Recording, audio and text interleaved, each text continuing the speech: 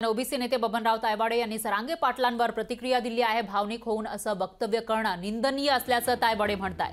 तर एसआयटीची गरज आहे का असा सवाल सुद्धा तायवाडे यांनी उपस्थित केला आहे। सरांगेंच्या वक्तव्याचं समर्थन करणार नाही असंही तायवाडे यांनी म्हटलेलं आहे। तर ओबीसी नेते बबनराव तायवाडे यांनी मराठा आंदोलक जरांगे पाटील यांच्याविषयी हे वक्तव्य केलं आहे। भावनिक होऊन असं वक्तव्य करणं निंदनीय आहे, पण एसआयटीची गरज आहे का असा सवाल सुद्धा त्यांनी उपस्थित केला आहे आणि आपण जरांगेंच्या वक्तव्याचं समर्थन करणार नाही असंही तायवाडे म्हणाले।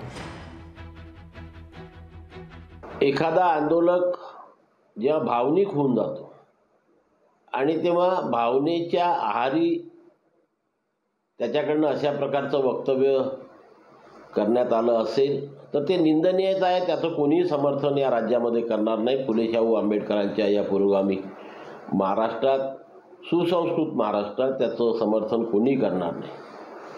परंतु एसआयटी बसून चौकशी करण्याची खरंच गरज होती का, हा सुद्धा आता अभ्यासाचा विषय आहे। लोकशाही मराठी ऐका, पहा, जागरूक रहा।